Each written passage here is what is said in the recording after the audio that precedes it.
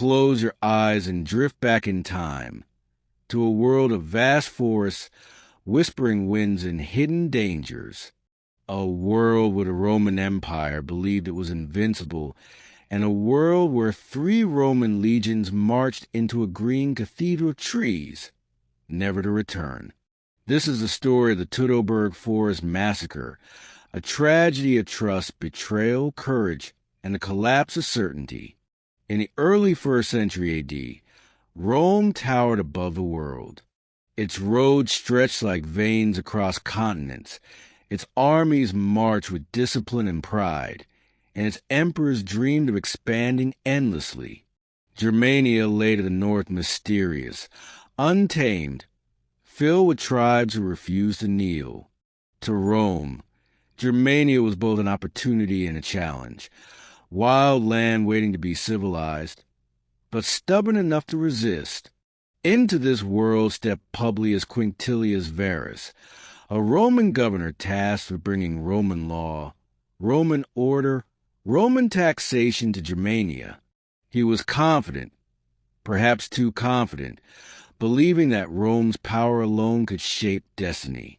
And nearby, watching, waiting, walked Arminius, raised within Rome, trained by Rome, trusted by Rome, a Germanic prince turned Roman officer.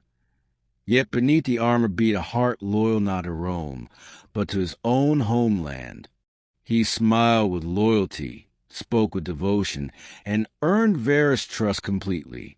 But trust can be the sharpest weapon of all. As summer turned autumn in the year 9 A.D., 3 Roman legions, nearly 20,000 men, began marching through the dense, sprawling Teutoburg Forest. Rain fell, winds howled through the branches. The sky darkened, armor grew heavy, roads turned to mud, shields slickened. The forest seemed alive, watching, waiting. Then came the betrayal. Arminius vanished, leaving a trail of deception behind him. Suddenly, the forest erupted with sound, war cries echoing like thunder, spears raining down like storms, shadows rushing forward from every direction. The Romans were trapped, not on open ground where their discipline shined, but inside nature's labyrinth, hemmed in by trees, choking mud, and relentless enemies who knew every twisting path. Confusion shattered discipline. Shields raised, men slipped, formations crumbled. The rain did not stop. The cries did not stop. The forest closed tighter and tighter around them. Day after day, exhaustion gnawed at the Romans. Hunger grew. Morale faded.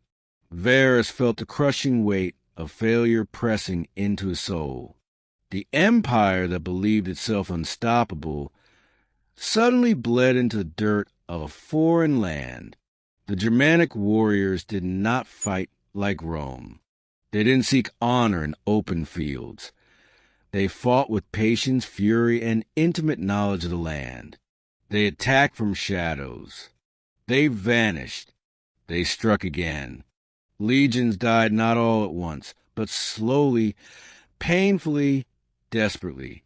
In the end, surrounded and broken, Varus chose not to be captured.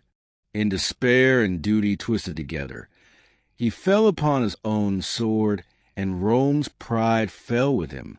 When silence finally settled, Teutoburg Forest became a grave, armor abandoned, eagles lost, bodies left beneath the ancient trees. Word traveled back to Rome like a storm. Panic, grief, rage. Emperor Augustus, upon hearing the news, was said to cry aloud, "Quintilius Varus, give me back my legions," but no cry could raise the dead. The Battle of Teutoburg Forest did more than destroy armies. It shattered ambition. It drew a line that Rome would never fully cross again. Germania remained untamed. Arminius became both hero and betrayer, depending on the tongue that spoke his name. Rome reeled. The world changed course. And yet, time moved on. Years later, Roman generals returned to the site. They walked among bones. They saw skulls pierced by spears, rusted weapons, scattered shields. They buried their fallen. But scars in history do not heal so easily. For the Germans, this was freedom preserved. For Rome, it was a haunting memory, a reminder that even the mightiest empire could bleed, could falter, could break upon the quiet strength of a forest. Tonight, as you listen, imagine that ancient silence, the whisper of leaves, the echo of distant cries now swallowed by time. The story of Teutoburg is not just a story of battle, but of trust misplaced, pride undone, and destiny rewritten by those whom history underestimated. Even empires sleep. Even legends fall silent. And yet their stories remain, drifting like wind through the trees of time.